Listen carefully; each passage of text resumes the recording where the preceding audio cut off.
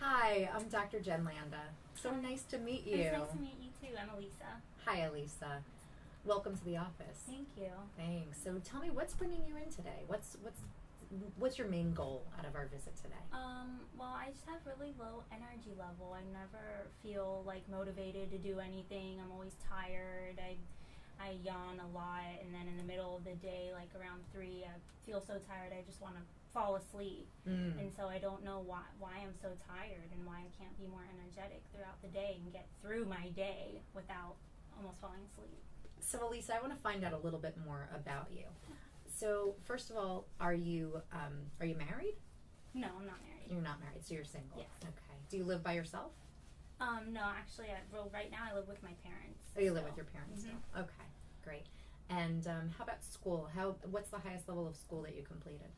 Last year, I got my bachelor's degree in great. biology, Oh, and congratulations. so right now, thank you. I'm studying to take the test to get into pharmacy school to do that next year. That's awesome. Yes, right. And what are you doing now? Are you working at all, or? Right now, the working that I'm doing is, I'm an actress and a singer, Mhm. so that's what I'm doing right now, and Oh, so I awesome. need energy throughout the day to do those kinds of things, and I'm just so tired. I shouldn't be Mhm. yeah. Yeah. Are you in a relationship? Yeah, I You am. are. Mhm. You have A boyfriend. boyfriend? Okay. And so let's talk a little bit more about the fatigue, about being tired. So how does that impact your daily life? How does it affect you? It's really bad because I have a lot of stuff to get done throughout the day. So if I'm acting, if I'm on a film set or something, then when you're more tired, you're just like not yourself. Like people are talking to you, and you're just like, okay, yeah. You can't really engage in a good conversation because you're not up to it. And then with singing, when you're performing, also you have to be energetic and like happy and into the song you're singing, but I'm tired, so it's not really working out. And with studying with the pharmacy school also is really impacting it because I'll be trying to study, but I can't focus on the problems that I'm doing and stuff, and I waste a lot of time just sitting there staring at it and not actually getting any work done. It's got to be daunting for you, kind of embarking on this whole career in pharmacy, but feeling like you can't concentrate on the studies and everything. Because I know from medical school, you got to learn a lot, and then as a pharmacist, you've got to learn all those drugs, all those doses. Right. Are you afraid that you're not going to be able to cut it? Yeah, it's very scary, and it's kind of like it's really scary. I used to be more into it, more focused to get into it, and then I actually started doing it, and it's like it's gone because it's not sticking, and I'm not remembering what I should remember and all that. Yeah. And what time do you normally wake up in the morning? It's usually around 9. Around 9. Okay.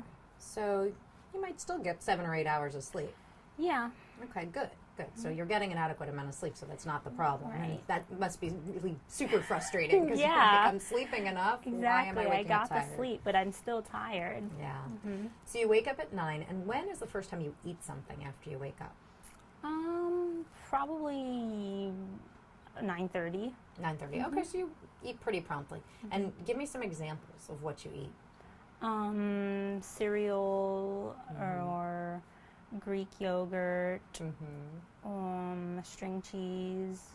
When you say you eat cereal, what kind of cereal do you eat? Honey Nut Cheerios or Rice Krispies. Okay. And give me some examples of what you eat around noon. I might eat like a veggie burger or a spinach salad. About 3, okay. Yeah, 3. I'll eat a snack. What kind of things do you snack on usually? A string cheese or cashews or the yogurt. If I didn't eat that stuff in the morning. Okay. Yeah, not that much variation. Yeah. Okay. Yeah. And then when do you eat again? Do you eat supper at some point? Around like 6 or 7. 6 to 7. Okay. And give me some examples of what you might have for dinner. The veggie, like Veggie they burger. have the veggie burger or veggie like chicken nuggets with rice or rice and beans and or like a frozen entree. Being a vegetarian, first of all, can set you up for certain nutritional deficiencies, right? So being a vegetarian, it can be a little tougher to get iron sometimes. So it's good that you're on an iron supplement. And B12 is a really big thing that vegetarians miss out on.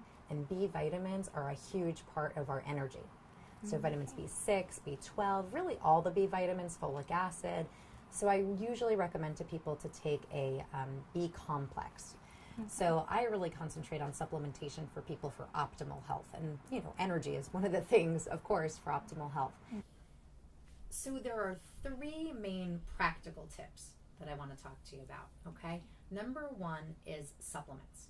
You're taking a 1-a-day vitamin. It's not enough. It's probably not enough. You probably need more B vitamins because B vitamins are a big part of energy. The other thing is I would really encourage you to get your iron checked again. Not just your blood counts, but your iron to make sure that you have enough and that you're getting enough. Okay, so that's supplements. Number 2, eating protein in the morning. It's a really big challenge for vegetarians, and I know that. But eating a bowl of cereal in the morning just isn't going to cut it. Do you eat eggs? Would you eat eggs? Yeah, I eat eggs. Okay, good. So eggs are a good source of protein. Other things you could do hemp seed, you can do quinoa. There's lots of things you can add to your morning to safely get a good amount of protein. You could do a pea protein-based protein shake. I'm a protein shake gal. I have them every morning because it's quick, it's easy, and you can get vegetarian, vegan protein. Okay, that's another option. Protein's really important because it keeps your blood sugar stable longer. It's going to help your energy. It's going to help you with a great start to the day, and it's really going to help you throughout the day. Especially based on your past and based on being a vegetarian, protein could not be more important for you in the morning. Okay. And third, here's the really tricky one. I'm really going to recommend that you get off birth control pills. I myself, when I was 28, lost my sex drive, my energy, and even started to lose my ability to handle stress from being on the birth control pill. Birth control pills suck up your free testosterone. Testosterone is really important. I know we think about it for guys, but it's really important for us too, for our energy, our memory, our mood, our focus, a lot of the things that you're telling me about. Wow. Yeah, it's pretty crazy, but there really are a lot of women who have that issue. How does that make you feel when I tell you to get off birth control pills? It's a little strange for me because I've been doing it for so long now, since I've been with my boyfriend now for 5 years, so it's been about 5 years, and it's just a part of my day to remember to take it, and I had only heard of good benefits from it, like the periods, not having such heavy periods, and helping with your skin and stuff like that. Yeah. I never heard anything bad.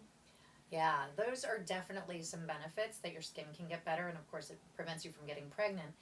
But there's also this other side. It really can mess up your hormones. It can even mess up other hormones too. It can deplete your progesterone and all kinds of things. But the testosterone, I think, is probably one of the biggest issues for you because of the issues with the energy. And how about sexually? How are things in your relationship sexually? I know he's away, but when you're together.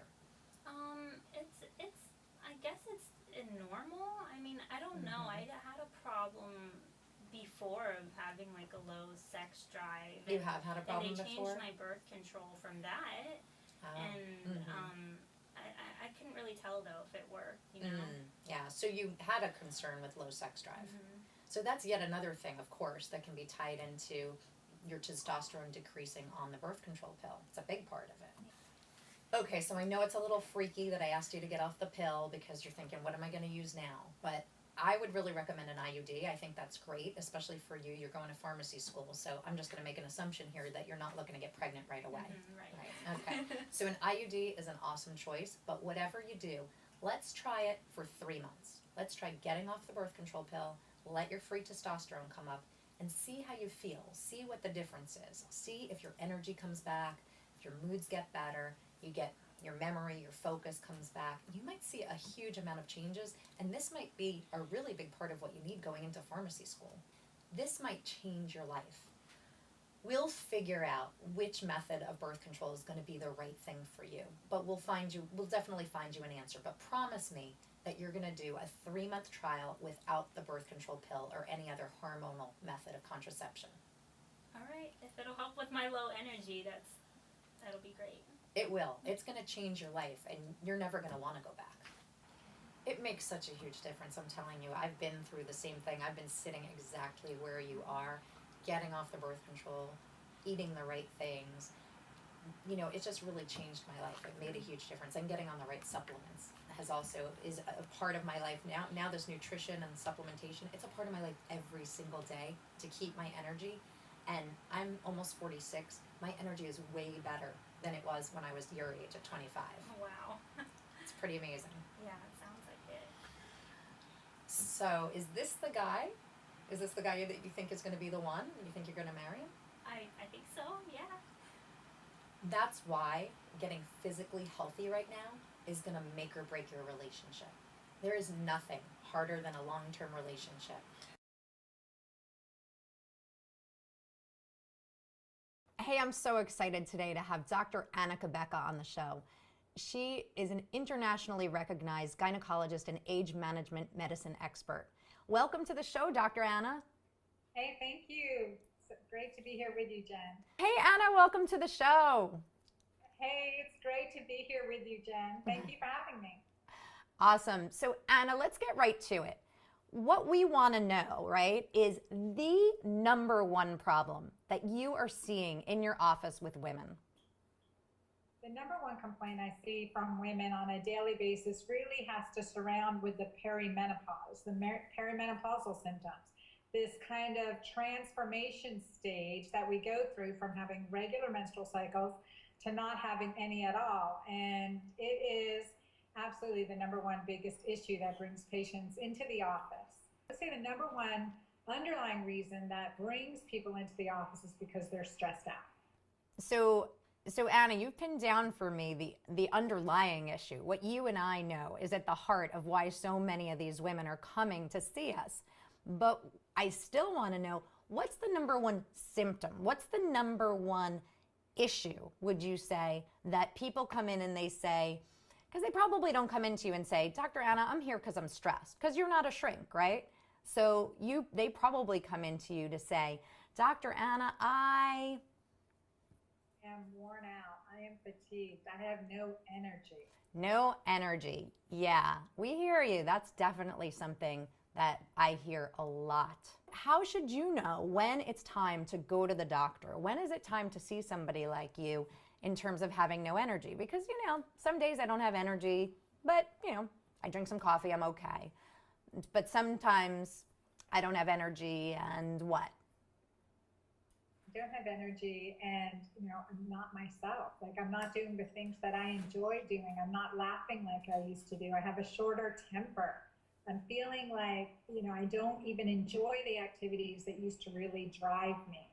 And I am reaching for those energy drinks and the cup of coffee and the beyond my morning cup of joe, right? It's in the afternoon, and then dragging yourself into bed, waking up feeling tired. Those are symptoms that are not normal and are not healthy and are a sign and a symptom that something is really going on.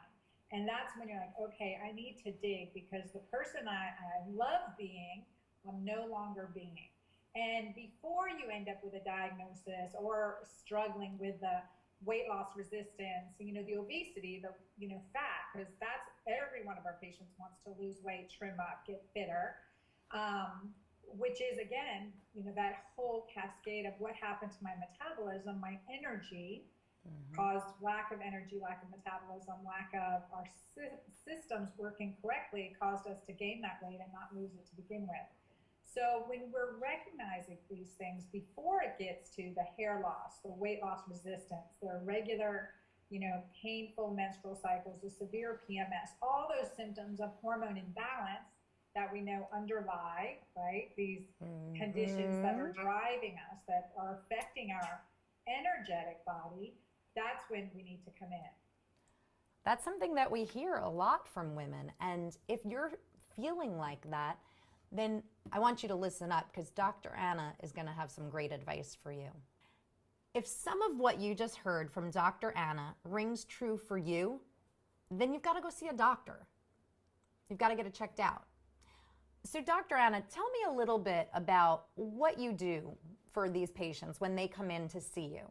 So I told you to go to a doctor, but I don't mean just any doctor, because you know what? A lot of what we're going to tell you, I didn't even learn as a traditional OBGYN. So I'm talking about a doctor who is a specialist in hormones, who's done special training.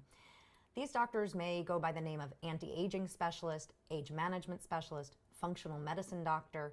All of those names may be names for doctors who've undertaken this additional study in especially bioidentical hormones. So let's get some more info from Dr. Anna. So Dr. Anna, what is it that you do when a patient comes in to see you? You know, the first thing, of course, is taking an extensive history, right? We want to get back to the roots. When did you last feel great? And that, asking that question can shed so much light on what's happened since. That's so true. That is really true. I really like that, because if you think back to the last time you felt really well, it might lead you to the answer of why you don't feel well now, because sometimes it was a big life change, and sometimes that's a really big root cause of why we don't feel well. Yeah, so what else do you do?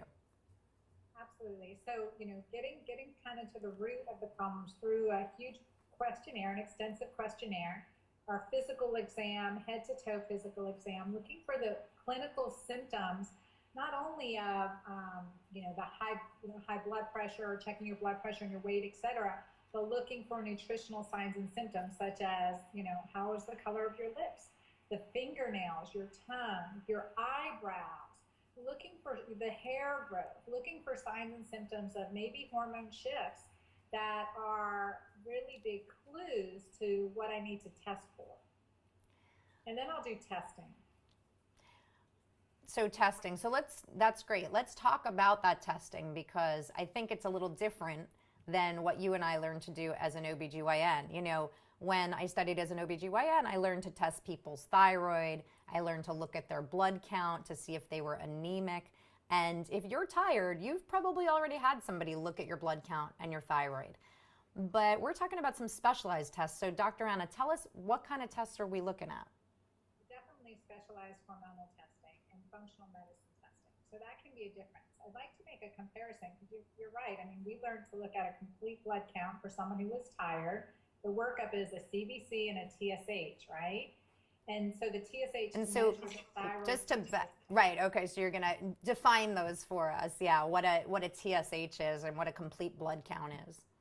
Yeah. So a CBC, or complete blood count, looks at your hemoglobin, hematocrit. You may think, okay, well, if you're anemic, you're going to be tired. So let's look at your iron stores. Let's look at, the big picture. That's what the CBC is going to give you a big picture. And the TSH is just one marker of the thyroid. It doesn't show us the full thyroid hormone interaction and communication system. And that's what we really need to be looking at.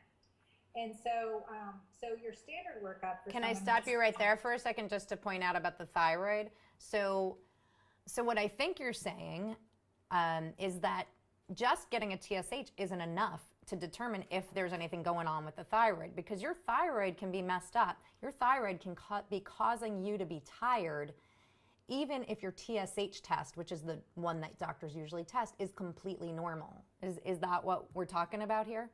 Absolutely. It's a bigger picture than that, because it's just like, for the example, that it's never just one thing. Our hormones communicate and with the entire body. So we need to look at the entire hormonal picture to see, okay, how is this relating? And then when we talk about energy, we need to look at cell function, mitochondrial function. So looking at something like organic acids is really important, because that tells us how the cell actually functions. That's true, yeah. The mitochondria are the powerhouses of the cell. It's how we make energy. So Dr. Anna looks at tests that tell her more about how your body makes energy. Okay, so Dr. Anna, are there any other tests that you get on patients? So, well, part of the thyroid evaluation is the complete hormonal evaluation. So that's looking at the hormones from your reproductive hormones such as estrogen and testosterone, looking at our mother hormones like progesterone and pregnenolone and cholesterol, right? All our hormones are derived from cholesterol, so we want to look at that.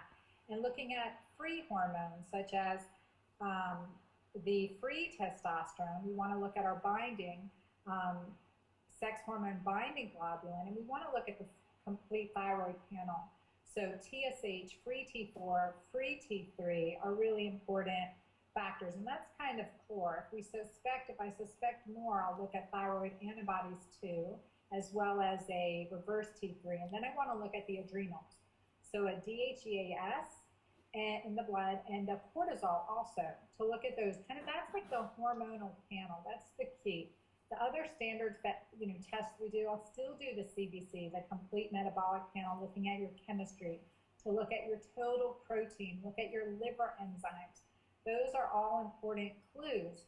But getting to the specific communication system, that's when we really need a complete hormonal panel. So, Dr. Anna, you just gave us a huge list of workup that you do with patients. And you know what? I do something really similar, but let's boil that down. Let's break it down and say, so after we do all that, what's the outcome? What happens after you do that for a patient? The outcome is to really be able to adjust their hormone therapy or fine-tune their hormone therapy that we want to prescribe for the patient.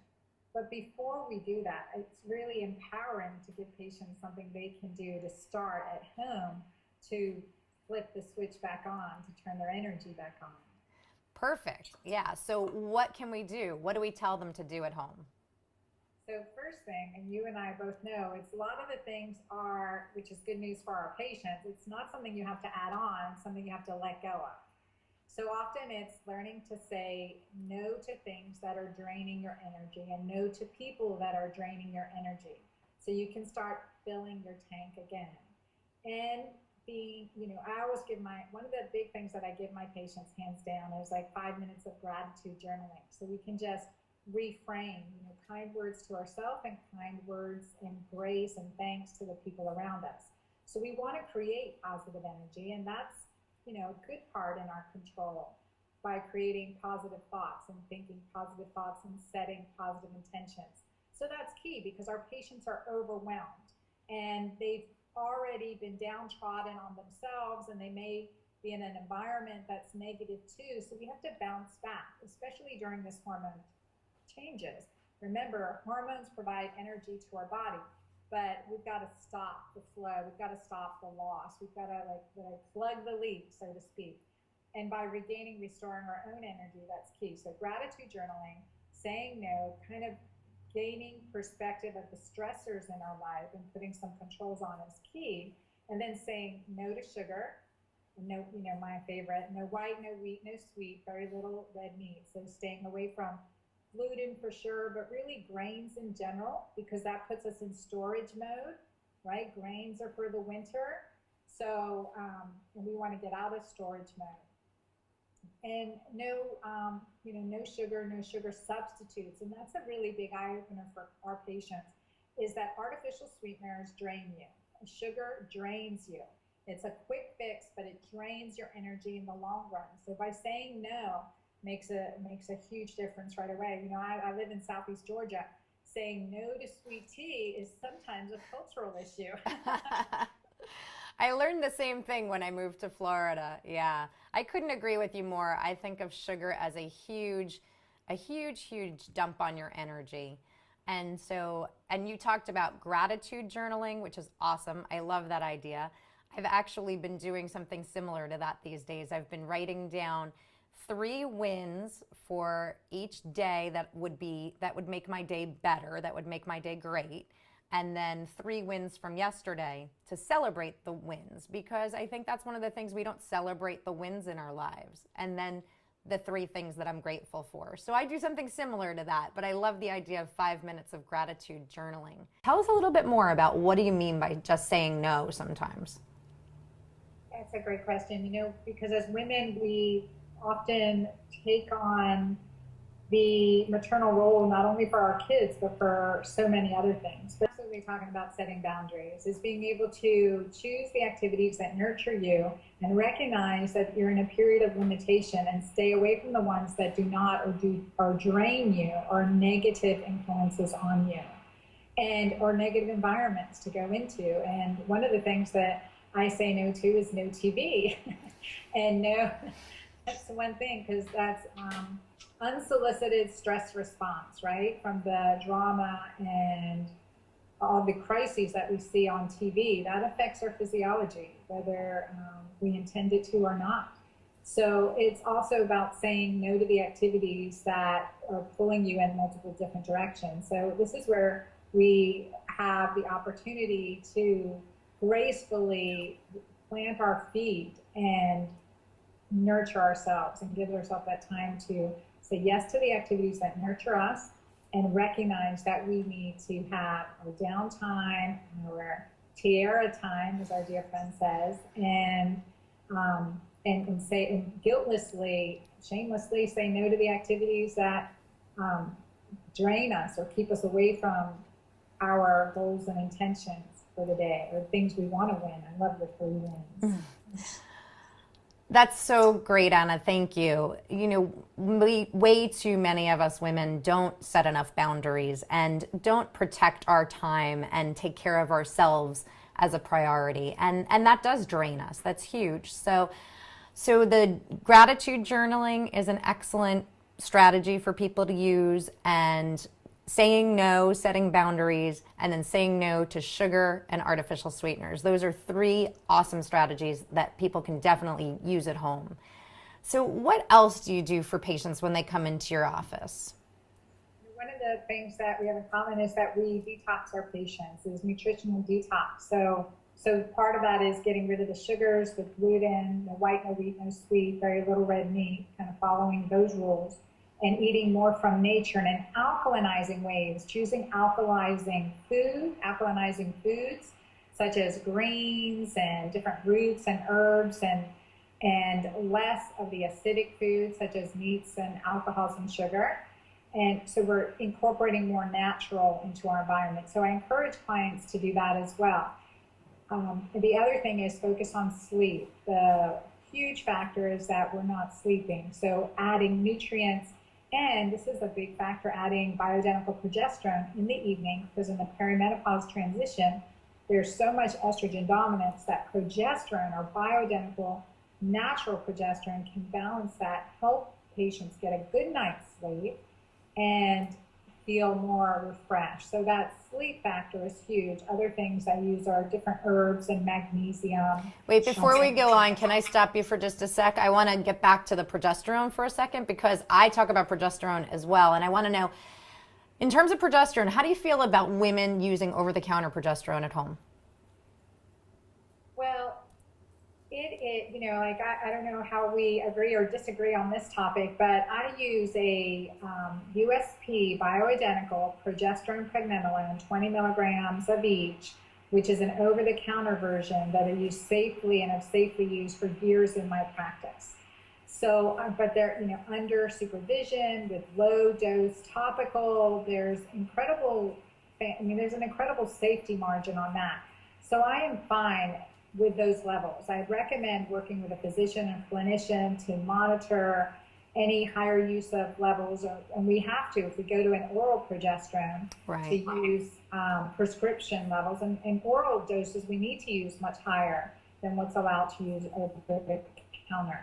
But I've safely used 20 milligrams of progesterone cream over the counter for years in my practice.